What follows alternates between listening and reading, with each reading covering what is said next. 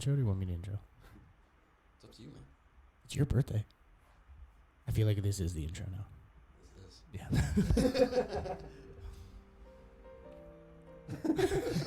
We got DJ A-Robb with us in the building today. We do. We should start off with that, dude. Happy birthday, Q. Happy birthday. Appreciate y'all.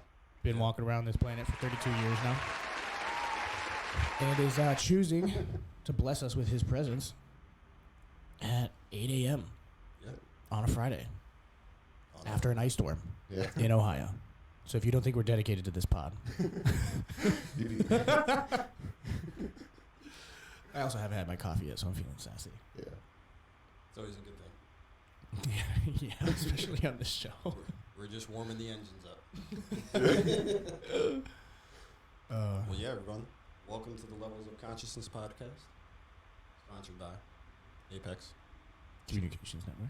Yes, sir. Chase the Apex. Thank you. We got Mr. Rob in the building. Howdy. Piloting the show today. This is the first time we are bringing it to you live and in color. Hell yeah. First Hell yeah. video productions that we want to make sure that when we come to you, you guys can consume us, whether it's in the car or on a YouTube platform of some sorts. I want to be on your living room TV. Yes. That's my goal. Or the Spotify that has video or your now. iPad. Spotify has video now? Yeah, that's what happened with the whole Joe Rogan thing. He went Oh, exclusively on there. right. Yeah. Yep. Yeah. So they got. Duh. There's an option like I don't know how to do it through like Buzzsprout, but there is a way to do it. Like Anchor made it really easy because it's owned by Spotify, but yeah, I need to figure that out. Yeah, we'll have to look. That's cool. Also want to shout out All Circles Media and All Circles Entertainment for allowing us to be in this space to bring levels of consciousness to a very professional platform. Yep. You know, good studio space, good vibes, gives Jan and I space to do what we enjoy doing most, and that's having conversation. Amen to that. Yeah, it's available for rent. We're here off of 30th Street and Cleveland Avenue. Yep. Basically 30th Street. It's more like if you were from the area. Yeah. Like the 62 exit is annoyingly Yeah. right in front of our driveway. It's hard to get out. It's hard to get out of here sometimes. I think I know how to start us off. Word. Q. What are some things that I know you're a reflective dude, Yes. right? What are some things that have come up for you that you are grateful for going into your 32nd year? The first thing that sticks out most, just as of recent time, is just my health. Mm. You know, the deeper I get into the mental health field, the deeper conversations that I have with my teammates, clients, the more that I feel grateful for having good health. Being able to wake up, walk freely, breathe freely, pick my son up, you know, have a wife that loves me, have God's blessings, of course, but just being able to say that, like, I'm healthy right now. If I want to go out and work out, I can do that. If I want to go lift weights, I can do that. There will become a time where you can't. That doesn't happen for everybody, you know? So just, you know, at 8:37 in the morning on my birthday, you know, I think health is something that I'm very grateful for at this time. It's not a guarantee. True. You don't really ever get to experience that level of gratitude with it until you are unhealthy, right? Like that's one of the things that I see floating around on I think all of my algorithms are just like self-help, psychology algorithms. I'm definitely on ADHD TikTok. Like and one of the memes that I consistently see floating around is like a bunch of bullshit matters until you're sick, and then all of a sudden the only thing that matters is your health. Yeah.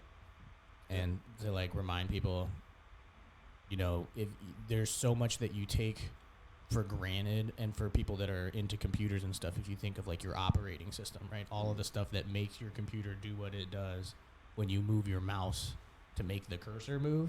If you've never programmed a computer, that simple function was a pain in the ass to develop For sure. when it first became a thing.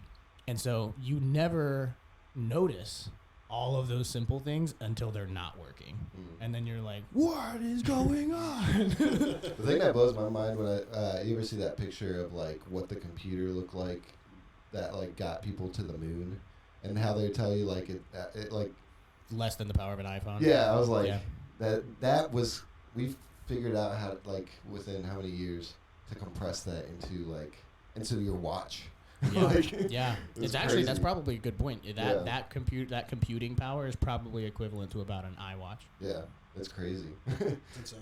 And, like, you just wake up and you think about, like, we just are like, oh, man. Like, I look at my phone sometimes, I'm like, 1 million people are reaching me right now. And I, like, take that for granted because I'm like, I gotta respond. That's when I just turn it off. Yeah.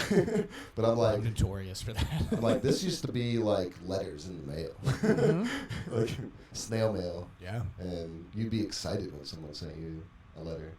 And now you're like, it's freaking everything. Yeah, all the Messages notifications from and all stuff. over. Yeah. Yeah. It's tough. It's tough. What are some things you're grateful for, A-Robb? Me? We'll just flood this pod with gratitude this Just morning. gratitude. Yeah. I'm happy that, like you said, health. Something that this last like year, like, you get over that 30 hump, and you're like, It's real. stuff starts happening, and you're like I was telling you earlier this morning that like I've had like joint pain, and I also have been struggling with like skin issues. Like they thought it was eczema. They ran some tests, found out it's psoriasis. Then they found out that the psoriasis is also connected to my arthritis, and so like I've been trying to pinpoint like all these weird things because I'm seeing down the line. I'm like, if I don't fix these in my early 30s, my 40s are gonna suck. Like, if I don't like start working out and start like really, taking care of my body in a better way, and like, we were talking about like Jan's brother Sam, how he's like 21 and can eat like a dump truck, and I'm just like, I can't. I gotta like, I gotta think ahead. Like, all right, I gotta make better choices in my life now that's going to impact me for the next 30 years. Absolutely, 100%. Like I had a colonoscopy back in November, and when my wife and I, we went to Jamaica for our honeymoon. This is like 3 years ago. Had some of the vegetables that had some water in it, so like I got like that whole virus going on. And so like my stomach, I never had any health issues, but my stomach just kept going like up and down like that for a while. And finally, I just kind of went into the doctor, and they were like, "Well, let's run some tests." I've never been put under. I don't want to deal with that. But the one thing that I always had to remember is, well, I now have a child. Yeah. And being adopted, I don't know all of my history. So if I don't do this and I don't start making the right decisions, my kid could suffer. Yeah. For me being scared to do what it takes to make sure that I'm being as healthy as possible. Yeah. Shoo. Damn. We're going to talk about manhood right there. Yeah. That is. Just being honest. That's 100. The suffering of my child outweighs my fear. Yeah. Yeah. Damn. I'm writing that down. Yeah. Just because, like, if you think about it, I'm still, my son is 18 months? No, 17 months? 18, 17? I'm still very new into fatherhood. Yeah. But, I even find myself often talking to a lot of people about, like, I don't like swimming. Shocker. I don't like going underwater.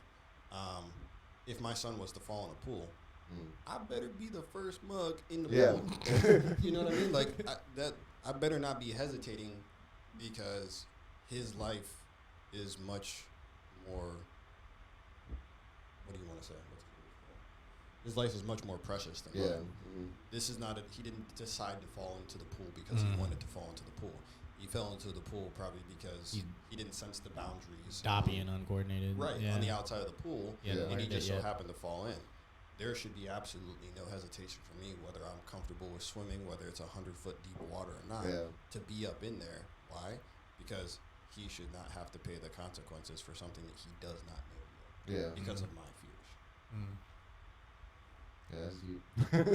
Yeah, it's like, and I feel like a lot of times fatherhood, like, it comes like we see the way that we've like grown up, because my dad, he left when I was like 3, and like I'm just now starting to like rebuild that relationship with him, and so in my biggest thing is like, I like, no matter what, like you kind of like overcorrect sometimes, like when you think about like, how do I want to approach fatherhood, you're like, I'm gonna be there like no matter what, like if I'm like stranded on an island. Like, I'll find a way off that island. For sure.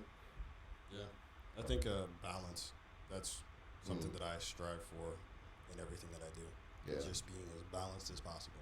Because the overcorrection also comes with consequences that I probably don't want to deal with. I actually have a challenge to that, Sure. to balance. And this is a new thought that has been challenging me on the thought of balance as well. So I was I'm not even going to try to remember where I read it. But there was this comparison between balance and living on the edges and living in extremes, right? So it was a comparison of like the idea of how much mental and physical energy it takes to attain balance versus what happens if you live your life in pendulum swings, right? And at first I was like, balance sounds a lot better. But then they started going into this explanation. They're like, you should be 100% invested in the present moment as much as possible. And if that means that when you're going hard, you're going 100% extreme, like when you go to the gym, it's 40 minutes of hell. Yeah. Right? And then you leave the gym and you relax like a champ. And you are 100% relaxed. Or you jump in an ice bath. Or, yeah, well, and then, yeah, you got my protocol, right? That's the yawn extremes. That's the yawn extremes, right? But I really started to resonate with it because I feel like I don't strive for balance. I strive for 100% effort. And sometimes that 100% effort means do not disturb on my phone, disappearing into the woods, doing self-care, because that's extreme relaxation, right? Now, like where I landed basically, and this is where I want your input, where I landed basically is like I don't really like subscribing to one or the other, because I think that if you live your life in extremes and you become too one-sided on the extremes, that's not good. So you have to balance the amount of times you spend in extreme output versus extreme refilling. But where I don't agree with balance strictly is living a life of quiet desperation and peaceful mediocrity.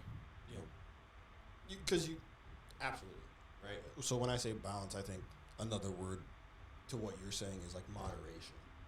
Yes. Okay. So that's a better. I think that's a better word for it. Yeah, understanding how to be, because being present, and that's like right now.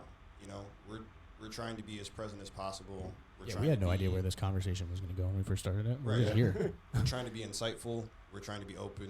We're trying to be honest. And there's times where like that's appropriate, and then there's times where like you have to be able to moderate that. There's probably times in your music career where you're like, man, I feel like I'm just grinding. Everything that I'm doing when I'm mixing, to setting up the microphones, to going in and re-recording, going through tour footage. Oh yeah. Where you're just like, this is a grind, and I'm just here and I'm in it. Versus, okay, there's going to be a time where you have to be able to get in and get out, and have that like ability to have that discipline. So when I'm going to do an hour, then I'm going to do an hour at 100%, and then I got to move on to whatever else I need to get done with for the rest of the day. So, yeah, man, you have. This is back to our conversation a couple weeks ago about surrendering to the process. Yeah. You know, we were talking about how do you distinguish the difference between arrogance and confidence?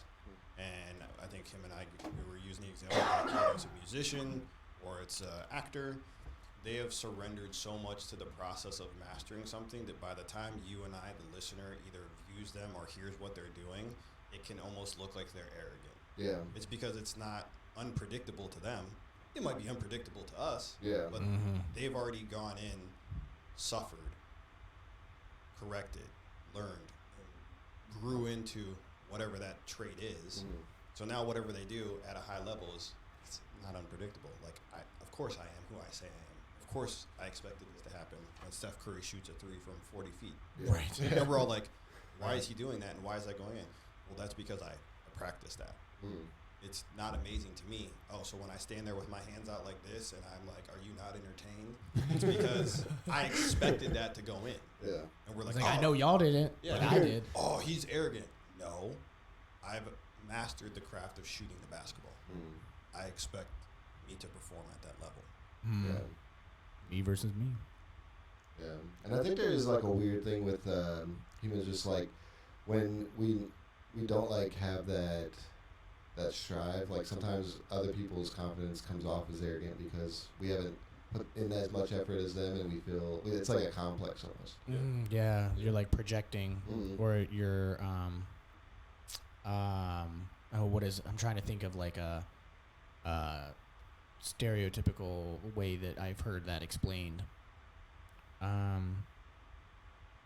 What is it, like other people's confidence is intimidating when you haven't put forth the effort.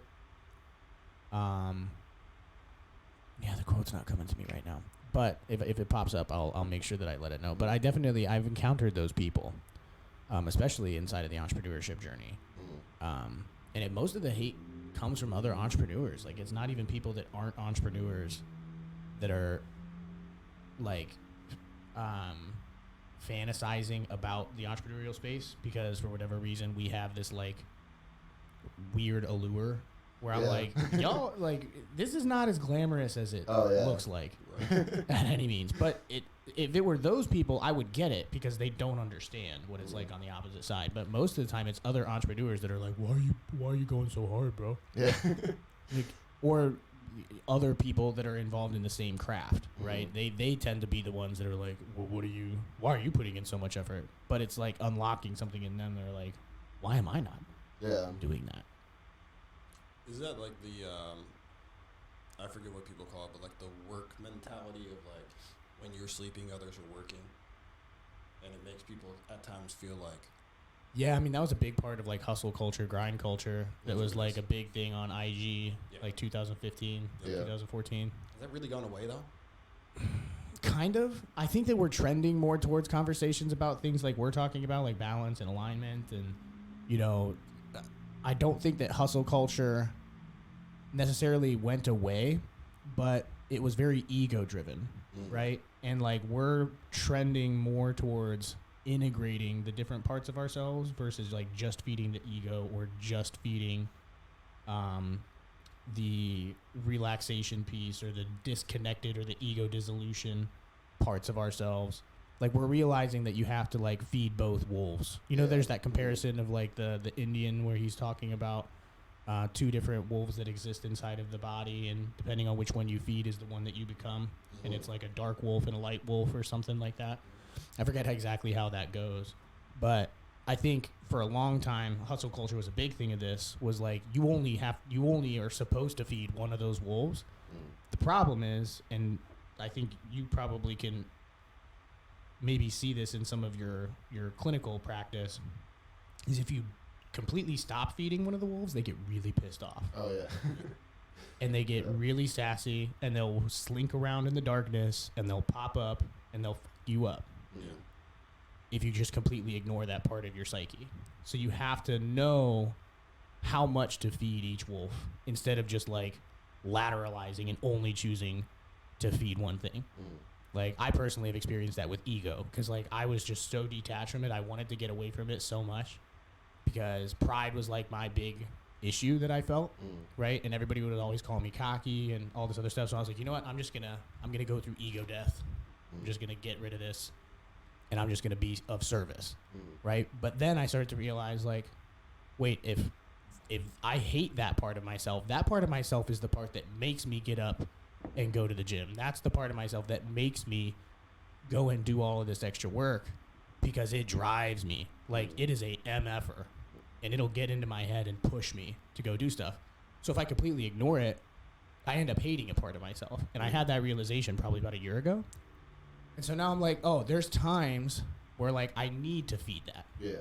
Like when I'm at the gym for that hour, I'm listening to music that is just like hardcore, right? Yeah. That doesn't mean that as soon as I leave that gym, I shut that part off, because I'm done feeding that wolf and I'm back to non-ego driven mentality. But when I'm in the gym, I'm flexing in the mirror, you know, I'm throwing weight, I'm full on in my ego when I'm at the gym.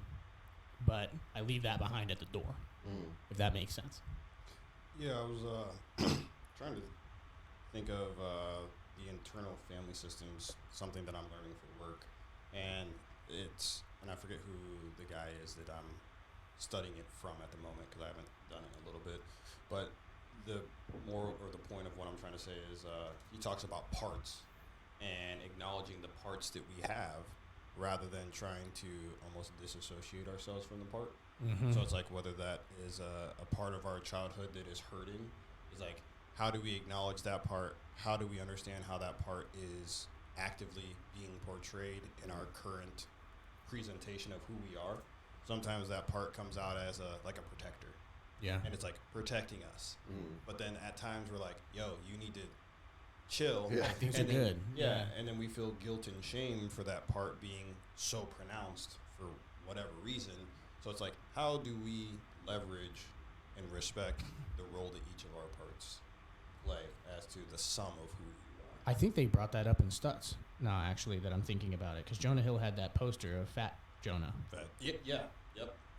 I forget what they actually said, what Stutz actually said about that, how he broke that down, but yeah. Yeah, he was basically like, you have to become friends with this part of yourself. Yep. Like, this part of yourself, he had him go through some type of meditation, and he, like, walked him through an exercise of re-meeting that version of himself as this version of himself, and they, like, shook hands, had a conversation, and then he was like, you have to, like, take care of this version of yourself. Like, this version of yourself was more vulnerable. This version of yourself didn't understand as much. Like, forgive that version for not knowing what it didn't know, and then don't run away from it, because it's like it gets hurt. Like, that part of yourself will feel hurt as if you're leaving it behind. Have you seen Stutz? I haven't. I have to. Watch that Well, shit. Netflix people. Stutz, Stutz. It's Yeah. a conversation with Jonah Hill, the actor, and is Stutz a psychiatrist? Clinical psychologist. Yeah, I think I've seen, because it just came out recently. It's been like Maybe under a month or two. Yeah. No, 6 months. Yeah. 6 months, It's 7 like months. Jonah Hill season. He's got that Eddie Murphy movie. He's in that too. Yeah. It's really sweet. What is it? Oh, I have no idea. Yeah, I don't really watch I movies. just saw him on. He was like Jimmy Kimmel. He was talking about. I forget the name of the movie. Yeah, but what I think is helpful in Stutz for everyone listening, I think it's a good opportunity for people to envision what therapy can be from a destigmatizing perspective, and you're really getting an opportunity to see at I think sometimes like a untouchable level. When I say untouchable, I think we think of our celebrities as like the top 1 percentile of everything, and like us as the common folk. Yeah. These people are so, Peasants. insulted in their status that we cannot relate to them. And I think this is a very good documentary of where you can find commonality in a lot of things that Jonah Hill is revealing about himself. The human experience. Yeah, and what he goes through just as like a normal person. And then you can also hear about therapeutic techniques from Stutz's perspective that also can show you that therapy for anybody is really a good thing. Yeah. It's not just for, rich people or poor people or people in Section 8. Like, therapy is really something that can help evolve anyone at any walk of life. Stutz does a really good job of helping you guys understand, like, the mind of a therapist at times and his approaches and his theories. Yeah. I had a really good conversation with one of my mentors the other day that was essentially, we were talking about, like, therapy, right? But therapy at a high level, right? And a lot of executives will end up getting coaches, like high-performance coaches that are licensed counselors that went and pursued an additional license for executive coaching. So they're like, it's kind of half and half. Like, you're going to therapy but they have an extra layer, to be able to navigate all of the executive systems and like how high-level business is operated. What you guys should understand is this: there's different levels of therapy, and there's different levels of like psychological professionals. Yes. So like you have like Different schools of thought, even. wellness coach or lifestyle coaches that are not necessarily therapists. They are there to provide advice and allow you to implement new regimentation as to how to manage your life. Right. Like they are there with you day in, day out, helping with that like executive functioning, aka helping you with like organization, time management, setting good principles in place. Like, hey, you should get up at 7:30 rather than 9:30. You should, have breakfast. You should then, make sure you get a shower, get yourself ready, and, start trying to prep your day so that you can be successful. Me as a therapist, I don't walk alongside you in that way in like a 24/7 capacity, or like I'm not coming into your work to help you out in that way. So that's where like my lane is at, which is a little bit different than a social worker. A social worker is somebody that can provide you with resources. They can provide you with what we like to call as wraparound services. They can help you attain medical, dental, vision, get you to and from certain appointments if you cannot transportate yourself. They are really kind of like the plug, per se, which is also different than per se. You know what I mean? Per se, you know what I mean? Which is also. It's just funny that's like that followed up. They're like the plug, per se. I don't know why that made me laugh. I thought it was a good analogy. Yeah, it works. I think it is for sure. Social workers are for sure the plug. Like you could call them and they could figure anything out. Yeah. Like resource wise, for sure. Because that's their job. Right. That's one avenue. Or you'll have a social worker that wants to be more clinical and they want to sit with how I sit with clients in a one-on-one setting or a group setting and do that like more clinical approach, which is also different than your psychiatrist, who, in my professional and personal opinion, your psychiatrist is the mastermind of being like a primary care physician, only their focus is reaching into their bag to address mental health per se with their medical approach, which again is different than me as a licensed professional clinical counselor where I don't prescribe medication. So I think that's an important distinction for everyone listening. So that, again, we are trying to provide at least a little bit of education so that when you guys are looking at mental health, how do we encounter mental health, you can understand which resource we should go to, who we should engage with, when. Yep. Is that? That's it. Right, so the whole conversation with this mentor, right? You're talking about the importance of having at least one objective voice in your world. And that the majority of relationships, especially in the context of this conversation, as you rise in a hierarchy, that become bias towards you, in a sense, right? Everybody has a unique relationship to you, whether it's somebody in your chain of command, across organizations. As you start to add weight to your name, that's the way he described it. As you add weight to your name, that weight kind of translates into all of these other relationships in your life. And he was like, a therapist for him is somebody that has no connection to his world and can give him a completely objective view of analyzing his thoughts and a way to navigate the world. Whereas he was like, it's important to have friends, it's important to have good relationships with your employees, it's important to have good relationships in all these other levels, but if you don't have at least one completely objective voice, it's really easy to get lost in the sauce. Yeah. It makes sense. And I think because a lot of people are willing to feed you your own bullshit. Yeah. And that helps, like, you keep that ego more in check, I think, because when someone in your life is, like, seeing your life in that objective light, like, you can't get grounded. You can't use your charm or your excuses because they see things like from that like bird's eye view. Right. Well, I think Adele is a really good point of this. Like, I was watching an interview with her about how she didn't take her kids to concerts, right? And so her daughter got to the point where I think she's like 7, 8 years old, right? So she knows, like, she's speaking and she's having full-on conversations with Adele. And she was talking about, like, taking her to an empty stadium and then, like, her daughter just being like, oh, this is cool, like, but that her daughter growing up thinking that her mom was like a backup, right? Oh, interesting, yeah. And then doesn't realize that her mom is Adele, right? Yeah. And so Adele was talking about, like, all the time she'll come home and her daughter doesn't believe that she knows other celebrities that she looks up to. Because her daughter's like, oh, like, I love this person. And Adele's like, yeah, me too. And she was like, you don't even know them. You know, and that, like, family, too, outside of, like, having the non-biased opinion in the therapy realm, if you do have, like, a solid family structure or a good group of friends, like this house, for sure, the All Circles Media crew, it'll ground you fast. Oh, yeah. Like, you walk in here, you go get ripped if you, like, are going too far left of center. And we tend to do that through satire and, like, just absolutely, like, no holes barred comedy. But, like, that's just how our group dynamic works and how we ground each other. Absolutely. This is, again, you guys might hear this in a previous podcast, but this is where you and I were talking about having, like, what I call the cabinet. So, like, this was a cool. I had never heard this until the last pod. My best friends, the 5 guys that are in my wedding, including a couple of other guys. They got good burgers. Were not in my wedding. I consider them my cabinet.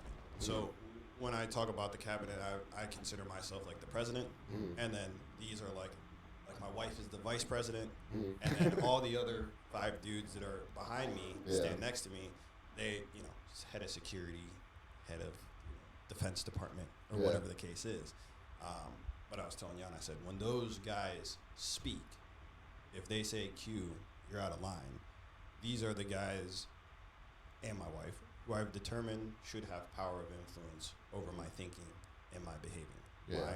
Because I know they're coming from a non-biased, loving perspective. And I've vetted them long enough.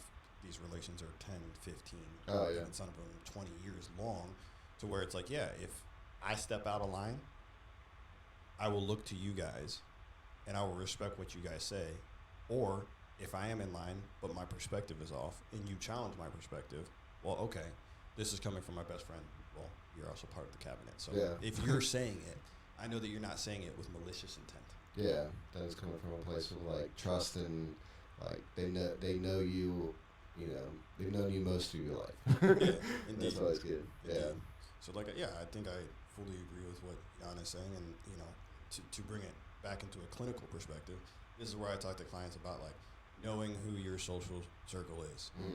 Being aware of you become the company in which you keep. Yeah. I work with a lot of teenagers, so a lot of them are like, what? What does that mean? It means, hey, you're trying to learn how to build these relationships so that at any given moment, if something is to go sideways, you know that the people standing next to you or behind you. I always use kind of like an example, like if somebody's about to start a fight, like, are these the dudes or the girls that are going to be there, like, championing you up, like, yo, beat that person, you know what, like, get him, or are they going to be the people that are, like, going to pull you away from the situation? Why? Because they're looking out for your best interest. Yeah, that's true. I was, me and my wife, we've been on a Survivor kick. I don't know if you like Survivor. It's been a long time. It's been a long time since I looked into the Survivor. I never really watched it until, like, the last couple of years. Like, we've just been binging it, and it's one of those, like, shows. It's one, it's a show, but like, the idea of trust in that show is so interesting because, like, you'd see like a group that's always winning challenges. They never go to the tribal council until, like, the merge or something, or, like, the one-off, like, and so, like, you find out that, like, that trust is built in those, like, do or die moments. And, like, there's some people in my life where, like, I don't know, like, when with new people, I'm always waiting to, like, if there's a challenge, like, something in our lives that's, like, that's when you see people's true colors. Like, if there's, like, my friend Carson, who runs Head Trauma Entertainment, like, I know that in any kind of crazy situation, he's got my back, like, no matter what, because there's been situations that, especially in, like, the last couple of years, where, like, I've had some stuff go down with my family, and I had a couple events that I was supposed to DJ, like, the next day, and he pulled out all the stops and, like, found somebody that was able to cover, and he, like, went above and beyond, like, he showed up, helped me, like, he was there, like, and there's those people, like, people in your lives that, like, when you go through those situations, like, you find out, like, who you can really trust. And I think a lot of relationships, like, you kind of need that sometimes. Absolutely. I bring it back to, like, my clinical approach to things is, like, I try to describe relationships to people as like the ripple effect. So I'll be like, hey, what happens when you throw a rock in a pond? Yeah. Like, I don't, what are you looking for? Like, what happens when the rock hits the pond? Ripple. Yeah. So if you imagine the first initial ripple, I always tell people, I'm like, those are probably the people that are in that ripple. Those are probably the people that are closest to your heart. That like have an endless boundary, because you probably say those three famous words, I love you. So the boundary is endless with them. I was like, as the ripple grows, if you think about how much further people get away from you until they become acquaintances. So even in like the building of the foundation of relationships, this is where I'm challenging people to learn how to build boundaries and ask yourself, what are the boundaries that you have set forth that allow people to either work their way down or work their way out? Yeah. So that okay, how do I test this relationship? I tell a lot of the teenagers, I'm like, listen, if you're in a conversation with people, listen to how people respond. If you're trying to see like who's mature, who's not, just maybe throw a little nugget out there that's not self-revealing and just see where the conversation goes, because that can give you a little gauge as to, okay, this is somebody that I can start to pour into. This is somebody that I can start to grow a relationship with. So like when you're saying when something goes down, it's almost like not even a question at this point. I'm just, hey, yeah, you did exactly what I thought you were going to do. You were the homie. Yeah. But we had already started to build that and implement that. Why? Because the boundaries had been tested in a small way. So when the boundaries were tested in a large way, there was no second guessing. Yeah. And anybody else that didn't show up? Yeah. Like I see where you lie. Like you wrote down my name. We're talking about Survivor and how like a lot of like the tribes, like when they are just winning challenges and they never test like those that loyalty with their alliances and stuff. I don't know. We've been getting into Betsy been getting into Survivor lately. Survivor. But the tribes that are like constantly losing, they like end up in that final 4, final like 6, because like the people that are left from their tribe, they know like where they stand, and because they went through trial after trial, like tribal councils, and I didn't think I'd be going deep on Survivor. Well, I always say like it's not what you do when you're good. Yeah. Because when you're good, it's easy to kind of like dust things off your shoulders. It's like how you react when everything hits the fan. Do it off your shoulder. Yeah, hey, you know what I mean? Hey, but it is. ADHD brain right there. My bad. Hey. Like even Jan, I got a story about Jan recently. Like like me and him, like we've known each other like maybe like a year and a half, almost 2 years, something like that. Shit, man, it's got to be coming up on 2, which is wild. I know, like that's insane. I feel like we teleported. Yeah, and like there was like at the beginning, like Jan just kind of came around. And I'm one of those people that like if someone's like coming around, I'm like come hang out with us. Like I try to see where people are in with our group by like how often they're like showing up and doing stuff, and like because we've had problems in the past. People are like, I'm a part of the group, and I'm like, I haven't seen you in like 3 months, dude. Are you?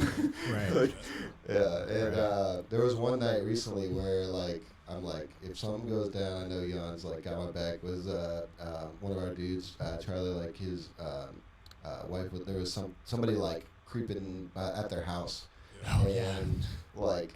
Without a question, we were like, all right, like we're gonna pull up and we're gonna handle the situation. We're gonna at least gonna just show up and look big in case something like. If we were, I remember that. Yeah, we were driving and Derek Shanklin, aka Shank, shout out Shank, was in the front of this entourage that we were driving. I'm like, why are we letting the 19-year-old run into this situation head first? Like, he's just full of testosterone and stupidity. Yeah. So it's a good combination. So I got into the right lane and floored my Silverado and made it to the front of the line and made sure I was first on scene. Yeah. And jumped out of my truck and did a perimeter search and made sure that we were good to go. But yeah, nah. Yeah. I was listening to you guys talk, and I think that relationships are definitely forged in the trenches, right? At least trust is. Trust is built in the trenches. Yeah. Relationships may not be formed in the trenches, but trust is.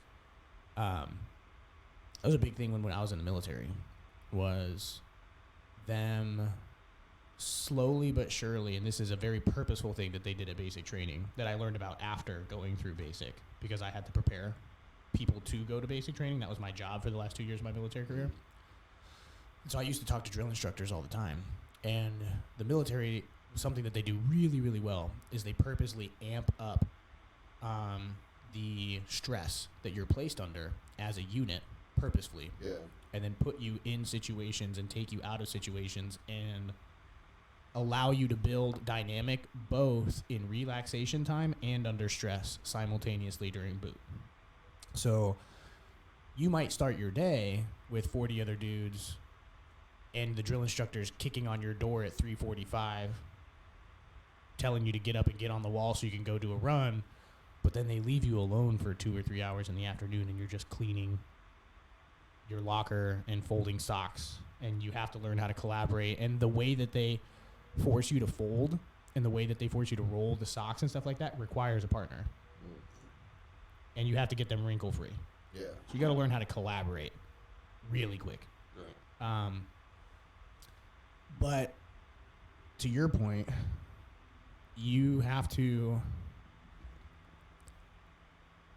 be willing to see situations for what they are. Right? Like if you end up in a situation and somebody that you may have a fantastic relationship with but have not built trust with falters. You know, the whole like forgive but don't forget type of mentality, right? Like you don't want to start treating that person with like malintention.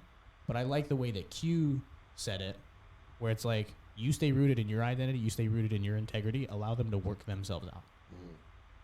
And don't mourn their loss. Right? Because there's a lot of people that I would consider myself civil with at this point that have migrated from being best friends to being acquaintances. And I don't mourn their loss. That's hard, man. Yeah. I got a friend right now that I'm thinking of. That's hard. Yeah, you know, and I wish them well. And I see them on social and I like their shit. And I'm glad that they have families and all that other kind of stuff, but like our life paths just they weren't on the same line. Yeah. That's a struggle. Yeah. I'm not gonna lie. Yeah, it is. I'm feeling my eyes get wet Yeah. right now. I have some of those. I'm like, yep. Especially as you get older, man. Like Yeah. I want to, you know, this is like a conversation for everybody that, you know, is out of graduated and they're, you know, 25, 30, 35 years old. It's okay. It's life. Yeah. And that's the cool thing when you're talking about like the cabinet idea, because those people like, you know, like some of them you said, you know, like 15, 20 years, and like they've been through that test and they've gone that mile, and you're like, all right, I know, like it's locked in at this point. Yeah. I would say it sucks because what I'm about to say goes against that, because I won't say who, because no names, please. Yeah. But yeah, one of my cabinet members dropped themselves out and just like drifted away. Yeah. And like, you know, I guess, you know, I said something to my wife about it the other day, and she was like, "Oh, I guess it's still in your head then." I was like, "Damn." Like, Right. you know, the more time that passes. Damn, VP right. Yeah. You know, the more time that passes, you know, the easier it gets. But it's just like, you know, I take my relationships as family. Yeah. And that's why I say it's like the cabinet. Like, so those 5 guys that were at my wedding, you know, they're as much brothers to me as my adoptive brother. Yeah. Right? Like if they called on me, just like you said, Yeah. I'm rolling up. Yeah. You know, Yeah. you know, my vice president, not my wife, but my very best friend that was the best man at my wedding. You know, there was one point in time where there was something going on at their house. And he's like, "Hey, Q, can you go check on my wife?" And like where we were living at over off of Arlington, there was a Target and a Chipotle, and then there was apartments right behind there. My wife and I used to live over there, and my friend lived like half a mile down the way. And me and my wife were getting Chipotle, and I was like, "Hey, I gotta go real quick. You know, my homie, I'm not gonna say his name unless he wants me to at some point. It's like my homie's wife is in trouble, or like they feel like somebody is like scoping out the place. Like I need to go and check on what's good." Yeah. I like rolled up real quick. and like somebody else of a friend rolled up real quick, and like we were all like just scoping it out. There you go. And like that's just because like that's just what it is. Like that's if my brother calls me and his wife is in danger, I'm gonna handle that like my wife is in danger, Right. Because that's my brother, Right. 100%. But you know, when you lose somebody like that, as you're saying, you know, to not mourn that, I cannot sit here and look into the camera or tell anybody, even my clients, like that's not difficult. It's hard to. And I guess I want to maybe quantify that just a little bit more, because when I think of mourn, I think of overly extended periods of grief. Right. Yeah. Right. So I'm like, it's okay to be sad, right? Or to like when that memory comes into your mind, be nostalgic. Yeah. That's natural. That's something you don't want to lose, right? Because if you lose appreciation for positive memories, it's not good. It's not good. But you don't want to just be stuck in this like, oh, I wish. Yeah. Right. Because that's not. It's also not productive. You have to move on. Right. And that's where like the boundaries and the rock in the water. They're like, hey, they went from here to like the next level out or a couple levels out. Whether you liked it or not, that's just the reality of the situation. Right. And it's up to you as survivors, because human beings are designed to survive. I will survive. I was thinking, I'm a survivor. There we go. There's a lot of Just got lyrics pumping through. There you go. I want to double click on a point. So my grandparents grew up under Soviet occupation in communist Slovakia. Right, it wasn't even Slovakia at that point. It was just USSR. Great grandfather was like kidnapped by the Russians under Stalin and placed in a Russian prison for telling the truth. Right, like they existed in a period of time where you didn't even know what reality was, right? Because there's millions of people starving and dying in Ukraine, and you're hearing that from your neighbors, but the news never tells you that. Yeah. Right? Like there was this complete disconnection between reality and truth. And I always like to take advice from them because they survived a period of time that was like humans at their extreme, right? And so the insights that they have into life are very, very deep as far as like the levels that it goes down to, as far as the applicability of the principle, right? And by applicability of the principle, I mean like their advice applies at the deepest, darkest moments and the happiest moments because they've experienced those ranges more intensely than most other people have.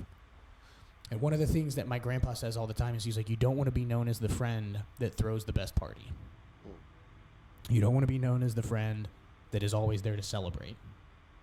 You want to be known as the friend that shows up at 3 a.m. You want to be known as the friend that gives a dozen eggs when they only have 2 dozen to feed their own house, right? Like you're giving up 50% of what you have to your neighbor. Like that's the type of friend that you want to be known as, because it's easier to be the person that shows up to celebrate. It's way harder to be the person that shows up when shit hits the fan. Yeah. And I've always kept that in the back of my mind, and it's been a mantra. You're talking about Kendrick Lamar today. He has a line in, I forget what song, but it's when shit hits the fan, are you still a fan? Oh, yeah. That's off the new album. Yeah. Yeah, I forget. For those of you that don't know, Q may or may not like Kendrick a little bit. It's Kendrick Lamar and everybody else. Yeah, everybody else. Yeah, man, that's a tough line. You know, when shit hits the fan, are you still a fan? Because it challenges what we glamorize as being the homie. Like, how many people are like, oh, I'm the homie, but like, yeah, when shit hits the fan, are you the homie? Yeah. Or are you dipping out in the back? Or pretend it's not happening. I used to have friends that would instigate the fights and then disappear before anybody had to throw hands. And then I'm standing there like, what did you just stirred up some shit and left? They just like, they're like a fucking hornet. Like you come in and they're just stinging everybody and then they dip and you're like, I'm not, shit, I do know him. Yeah. That happened to me in the military constantly. I was like, what the fuck, man? Yeah. Like you asked me to come in and like be the homie, right? and then I come in to be the homie, and you're showing You me put me in this situation now. everything Like, otherwise. That is a really quick way. If you want to work your way out of my circle, put me in a situation where I'm required by my moral standards to act, but I can see that you don't have the same level. Yeah. If you put me in a situation where you know I will do something because my moral standards are at a different level, and then you dip, Yeah. like, I have no remorse. Mm. That is one way to move your way from friend to acquaintance and acquaintance to I'm not associating with you. You're like, who are you? Yeah. New phone. Who this? What's your name? Oh man. This was good. Yeah. This was a vibe. I'm like I'm enjoying this combo. Yeah. And again, you know, to level set and reset, you know, we started with, you know, what are we grateful for? And, you know, again, this is a moment in time where we're trying to bring you, the listener, and you, the subscriber, the watcher, into like just a normal conversation. Again, we're going to have females around as well to provide perspective. We're going to have, you know, people from their focus is social media, their focus is making music, their focus is entrepreneurship, their focus is business, their focus is mental health, or just wellness in general, coming in to just have these very open-ended, real conversations where I don't know more than Rob knows. I don't know more than Jan knows. I just appreciate the opportunity to sit in communion and allow whatever to transpire and allow for, you know, ideas to come forward without shame, guilt, or any sort of expectation, just to be met with love and open ears. And that's what Levels of Consciousness stands for. That's what we're about. That's why Jan and I do this, and we're trying to step into this space, is to give people a platform and freedom to self-express and also to hopefully have some growth. So I hope you, the female listener, I hope you can grow from this conversation, even though we're all men here. I hope that there is something that you can take away from this conversation, because that's the point of us having this conversation. It doesn't come with arrogance. It doesn't come with any other intention other than growth and love. Might come with a little bit of caffeine. Yeah. A bit. Yeah. Monster. And coffee, that, yeah, you're going to be... Happy you're gonna be birthday, flying Q. today. We'll call it an episode. Yeah. All right. Let's cut it. Yep. Rob, appreciate you being here, brother. Oh, yeah, Allowing definitely. us the space. This is cool. Yeah. Boop. And then we still have, like, we could